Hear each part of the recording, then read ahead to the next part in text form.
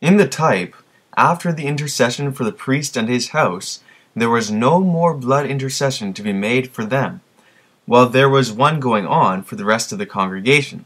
The priest and his house were living without an intercessor, while the rest of the congregation at large were still in the process of receiving the benefits of the atonement. The ministry had been judged and had been found either worthy or unworthy of receiving the benefits of that first division of the atonement. They had been sealed. While the intercession for the priesthood was ongoing, the rest of the congregation were to be solemnly waiting for the time when the final blood atonement would be made for them.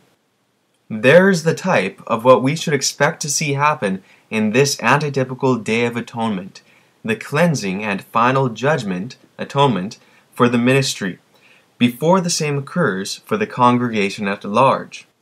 Those who are judged during the judgment for the first fruits, the loud cry ministry, must live without sinning after the atonement passes from them to the judgment for the second fruits, the church at large, because their cases have been decided and finalized, and there remains no more intercession for them. Thus, probation fully closes for some, while it will still open for many others, as our high priest will again enter the sanctuary after having come out at the end of the first fruit judgment, as in the type. Though the atonement takes place in two distinct phases, all those involved in it are those who will be afflicting their souls in preparation for and in cooperation with that which heaven is doing for them, as in the type. Though the type of the Day of Atonement clearly reveals that the high priest comes out of the sanctuary after he had performed the intercession for himself and his house with the blood of a bullock, and then goes back in with the blood of the goat for the rest of the congregation. This aspect of the antitypical Day of Atonement was not revealed under the initial phase of the third angel's message, and therefore some of the statements made regarding the events when Christ, the high priest, comes out of the sanctuary must be re-examined in the light of the context of the two atonements on the Day of Atonement in order to be in harmony with the biblical revelation. That is, when Ellen White spoke of events that are to occur when Christ leaves the sanctuary, are those events to occur the first time he leaves the sanctuary after he has made the atonement for himself and his house, or after he has done so for the congregation at large? In the type of the Day of Atonement, there was no separation made on that day between those of the high priest's house, who didn't afflict themselves then, nor between those in the congregation at large, who likewise failed to afflict their souls, as the law required. Quote, "For whatever soul it be that shall not be afflicted in that same day, he shall be cut off from among his people." End quote. Leviticus chapter 23, verse 29.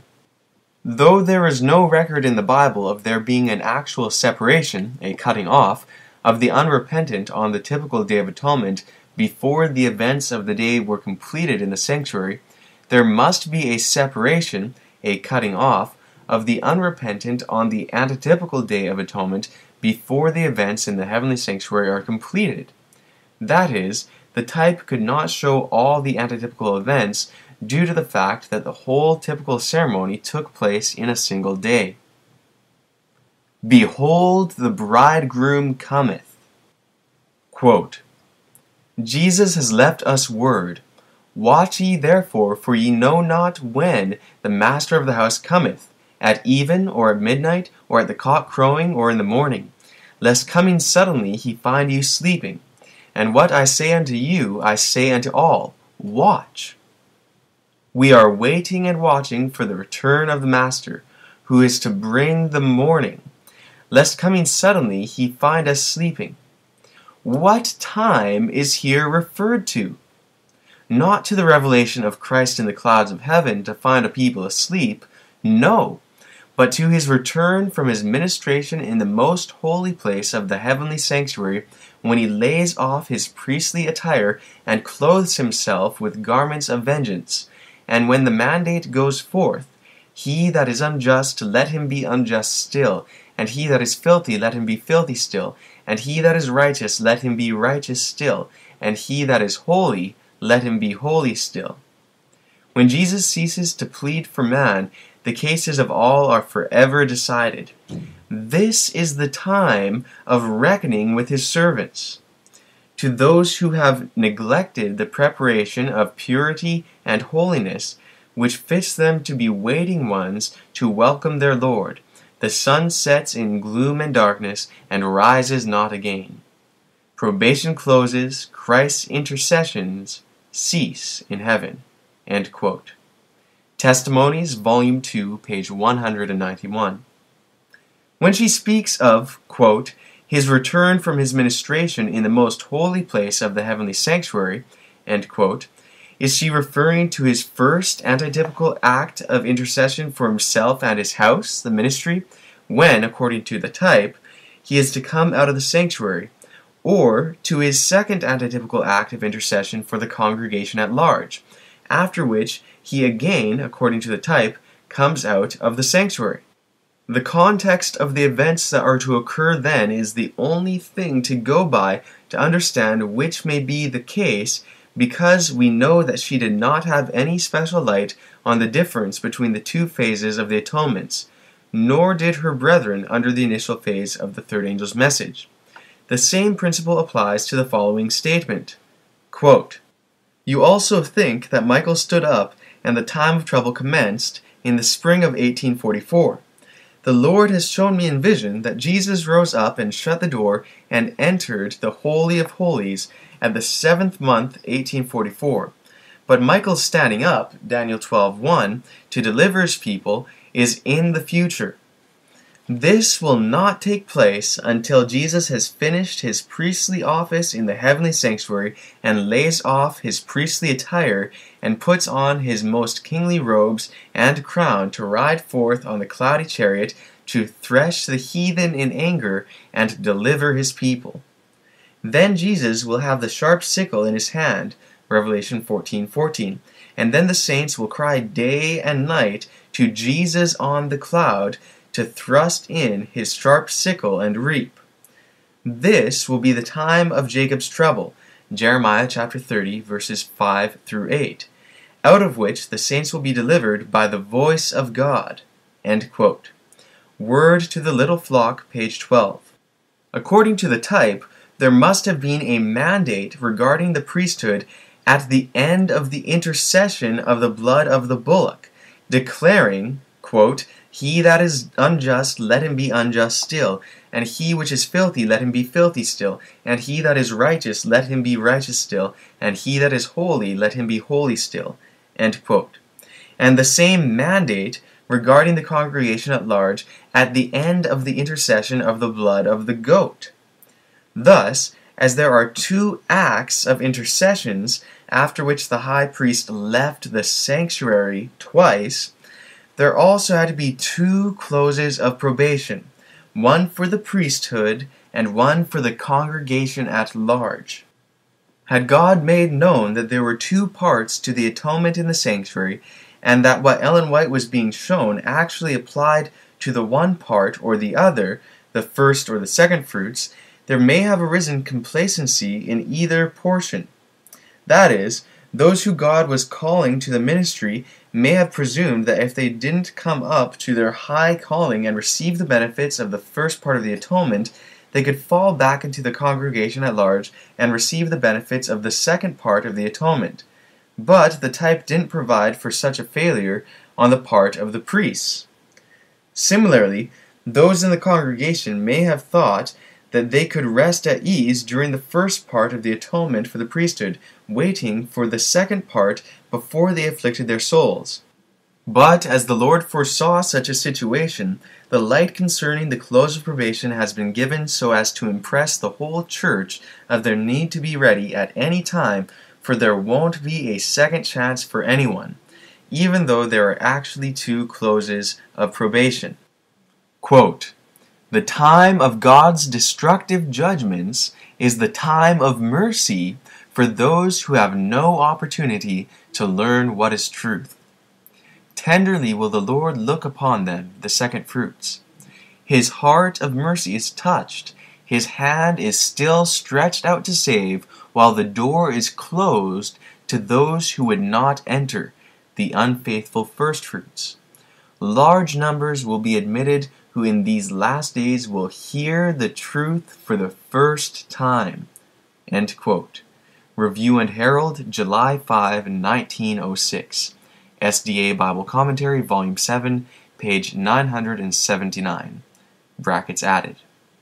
There is yet another event which is to attend the marriage of the Lamb, and that takes place at the time when the voice of God announces the day and hour of Jesus' coming, and the firstfruits are delivered and are empowered to enter into their final conflict with the powers of evil. This event is, as it were, the crowning glory of the marriage, the ultimate testimony to the love and power of God to redeem mankind from the effects of sin, death. It is the standing up of Michael and the special resurrection of Daniel 12, 1 and 2. This special resurrection is the fulfillment of Daniel chapter 12, verses 1 to 3, which reads, quote, "And at that time, the time of the first deliverance, shall Michael stand up, the great prince, which standeth for the children of thy people, and there shall be a time of trouble such as never was since there was a nation, even to that same time. And at that time thy people shall be delivered, every one that shall be found written in the book. And many of them that sleep in the dust of the earth shall awake, some to life, and some to shame and contempt. And they that be wise shall shine as the brightness of the firmament, and they that turn many to righteousness as the stars forever and ever." End quote. Daniel chapter 12, verses 1 to 3. Of this special resurrection, the Spirit of prophecy shows us that, quote, "There was one clear place of settled glory, whence came the voice of God like many waters, shaking the heavens and the earth." Joel chapter 3, verse 16. "There was a mighty earthquake. The graves were opened, and those who had died in faith under the third angel's message, keeping the Sabbath, came forth from their dusty beds, glorified, to hear the covenant of peace that God was to make with those who had kept his law." End quote. Early Writings, page 285. Brackets added. Quote, "Graves are opened, and many of them that sleep in the dust of the earth awake, some to life and some to shame and contempt." Daniel 12:2. "All who have died in faith under the third angel's message come forth from the tomb glorified to hear God's covenant of peace with those who have kept his law. They also which pierced him, those that mocked and derided Christ's dying agonies, and the most violent opposers of his truth and his people, are raised to behold him in his glory, and to see the honor placed upon the loyal and obedient." End quote. Spirit of Prophecy, Volume 4, page 454, brackets added. Taking these verses and testimonies as they read, we find that in conjunction with Michael's standing up, his people are to be delivered, and there is to be a mixed resurrection, righteous and wicked. Also, that among those who are alive at that time, whether it be they who have never died, or whether it be those who had come out of their graves at that time, there are those who turn many to righteousness. This implies that probation has not closed for everyone at the time of the first deliverance, this standing up of Michael, when the first fruits of the saints are prepared to enter into their final conflict, that it is still open for the second fruits, the great multitude. These facts give us a fuller understanding to the following quote. Quote, "The battle cry is sounding along the line. Let every soldier of the cross push to the front, not in self-sufficiency, but in meekness and lowliness of heart. Your work, my work, will not cease with this life. For a little while we may rest in the grave, but when the call comes, we shall take up our work in the kingdom of God to advance the glory of Christ. This holy work must be begun upon earth." End quote. Signs of the Times, December 27, 1899. Thus, those resurrected in this special resurrection of those who died in faith of the third angel's message will join with the living saints as they all enter into their final conflict with the powers of evil. Because of their prior faithfulness, the resurrected ones also get to hear God pronounce the covenant, the marriage vow. There is evidence also that this resurrection will include some saints from older ages also. It is said that some of those who come up at that time do so to shame and contempt. Among those are, quote, "those that mocked and derided Christ's dying agonies and the most violent opposers of his truth and his people." End quote. The Faith I Live By, page 182. They, quote, "are raised to behold him in his glory and to see the honor placed upon the loyal and obedient." End quote. The Faith I Live By, page 182. As the living saints are joined by the special group of resurrected saints at this first deliverance time, so the living wicked are joined by those resurrected wicked ones as they enter into the final conflict. During the time when Michael is standing, quote, "they that be wise shall shine as the brightness of the firmament, and they that turn many to righteousness as the stars forever and ever." End quote. Daniel chapter 12, verses 1 to 3. In order for some to turn many to righteousness, probation must still be open for those who are to be turned, brought to repentance during that period. That is, the second fruits, the great multitude from all nations who were not harvested by the call to come out of Babylon. The Hebrew is in the present tense, turn, or are turning, not the past tense, turned or have turned, as is reflected in most English translations.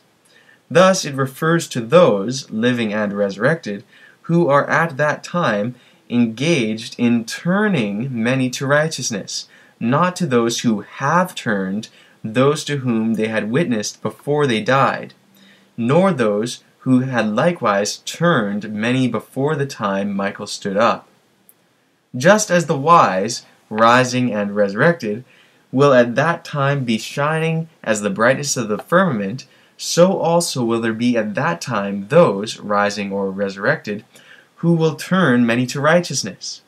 That is, this text is speaking of deeds they will be doing during that time, not of that which they had done prior to that time. This is not to say that they hadn't turned others to righteousness prior to that time, but that at the time Michael stands up to deliver his people, they, the living and the resurrected ones, will be cooperating with him in bringing in a great multitude of those who had no chance to hear the last message of mercy prior to that time, to such an extent that they will light up the darkened world as the, quote, brightness of the firmament, as the stars forever and ever, end quote. And thus, quote, the earth was lightened with his glory, end quote. Revelation chapter 18, verse 1. The purpose of Michael standing up to deliver his people is so that they may, quote, rise from glory to glory till Christ appears, to clothe us with immortality and give us eternal life, end quote. Word to the Little Flock, James White, page 8. That experience is the crowning, quote, glory of the preparatory scenes of the coming of the Son of Man, end quote.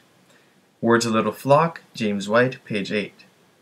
Though this fact was well established in the thinking of the SDA pioneers, it seems to have been lost sight of by the vast majority of their successors today. The ministers and evangelists who omit this time of rising from glory to glory after the first deliverance from their discourses apparently do not see a need for people to know that the saints are to rise any higher in their experience than they will be at the time they are delivered by the voice of God, and that said rising is necessary so that the delivered ones will be fully prepared for Christ's visible appearance and their trip to heaven for the 1,000 years. By such omission, they are also teaching that the message itself will not also increase in its depth and breadth, thereby taking the saints to their higher experience. But in order to do this, they have to also disregard the Bible prophecies that concern that cleansing experience. That negligent attitude towards the truth of what happens after the first deliverance is, in one sense, but a definitive expression of the Laodicean condition they are truly in. That is, saying that we are, quote, rich and increased with goods and have need of nothing, end quote. Revelation chapter 3, verse 17. The very fact that the church has rested satisfied with their incomplete understanding rather than seeking a more comprehensive meaning of the two different ceremonies on the Day of Atonement is one of the most obvious examples of that condition. The subject of the antitypical fulfillment of the Day of Atonement is at the very heart of our message, so one would expect us to be able to give an answer to any man regarding the meaning of the antitypical priest's house, which is to receive the benefits of the atonement and will be living without an intercessor while the atonement proceeds for the rest of the congregation. It all comes down to one's attitude towards advancing light, which requires one to lay aside long-held and cherished ideas of truth. Sanctification is the exchanging of error for truth in thought and practice. To bring about the complete sanctification of the generation which is to be translated, God has promised that, quote, for Zion's sake will I not hold my peace, and for Jerusalem's sake I will not rest, until the righteousness thereof go forth as brightness, and the salvation thereof as a lamp that burneth. End quote. Isaiah chapter 62:1.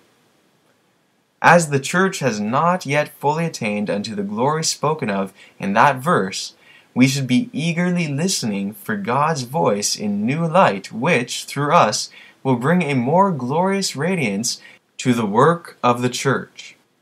With the foregoing in mind, we will look a little at where the saints are to be during that glorious tarrying time, that time of, quote, rising from glory to glory, end quote. The saints are all dressed up in their wedding raiment, the robe of Christ's righteousness, Revelation 19:8. So, where could they go but to the Lord? It is said that after the first deliverance and before the final deliverance at the second coming of Christ, quote, the synagogue of Satan worshipped at our feet, end quote. Will that take place only in the isolated, remote places the saints had to flee to, or will the saints have time to gather together into dignified congregations? As there will be no power on earth that can then stop them from doing such, wouldn't the saints be better enabled to rise from glory to glory by coming together at that time and singing the new song of their deliverance in their glorious new garments? Will there be time enough to do so unto the glory of God, and as a final glorious testimony to the love and the power of God made evident in the sacrifice and resurrection of Christ? It is written of the first fruits, quote, and I looked, and lo, a Lamb stood on the Mount Zion, and with him 144,000, having his Father's name written in their foreheads. And I heard a voice from heaven as the voice of many waters, and as the voice of a great thunder.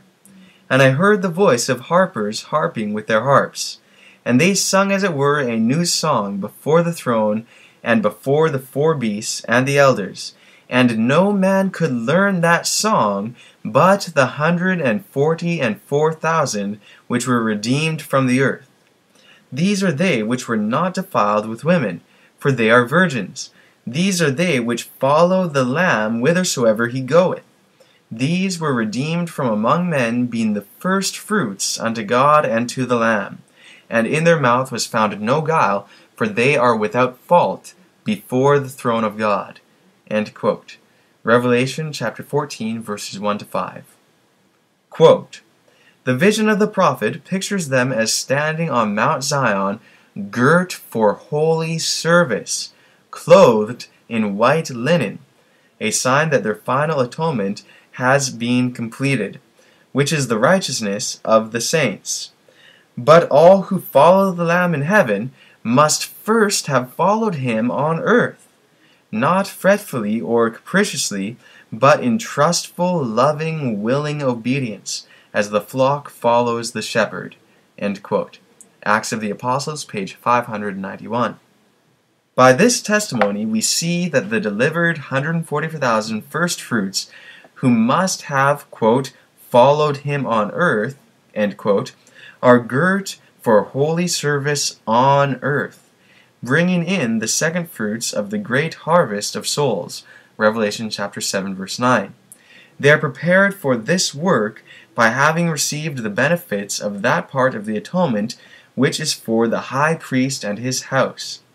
But as there are others who are with the 140,000, who are workers with them in the great harvest work for the world, then they also must have received the benefits of the atonement which will fit them for the holy service on earth. Thus, the church, quote, "the whole house of Israel," end quote, Ezekiel chapter 37, verse 11, is prepared as an exceeding great army, verse 10, for the loud cry harvest work for the world. We have already read that after the deliverance of the first fruits by the voice of God, that, quote, "at our happy, holy state, the wicked were enraged, and would rush violently up to lay hands on us to thrust us into prison, when we would stretch forth the hand in the name of the Lord, and they would fall helpless to the ground." End quote. Early Writings, page 14. And, quote, "then commenced the Jubilee, when the land should rest. I saw the pious slave rise in triumph and victory, and shake off the chains that bound him, while his wicked master was in confusion and knew not what to do, for the wicked could not understand the words of the voice of God." End quote. Early Writings, page 35. Though Ellen White says that at the commencement of the Jubilee, the land should rest, there is more to the Jubilee than just that aspect, as we read in Leviticus 25. Not only were Hebrew slaves to be set free during the Jubilee, verse 10, and the land to rest from sowing and harvest, verse 11, but the land was also to be restored to the original owners, verses 24 to 28. Concerning this, inspiration has given us the following, quote, "After some time spent in earnest prayer for light and instruction, God gave Sister White the following vision in DF 323, Joseph Bates, A Seal of the Living God, page 24. At times, Ellen White, while in vision, spoke in short exclamations of what she was viewing. These gave clues to her companions as to the scenes passing before her. It was so in this case, and Joseph Bates, with pencil and paper in hand, noted the words as she spoke. Here are significant portions of Bates' notes. "Where did the light break out? Let thine angel teach us where the light broke out. It commenced from a little, when thou didst give one light after another. The testimony and commandments are linked together. They cannot be separated. That comes first, the 10 Commandments by God. He was well pleased when his law began to come up in strength, and the waste places began to be built up. Out of weakness it has become strong from searching his word. The test upon it has been but a short time. It's the seal. It's coming up. It arises, commencing from the rising of the sun, like the sun first cold grows warmer and sends its rays. When that truth arose, there was but little light in it, but it has been increasing. Oh, the power of these rays! It grows in strength.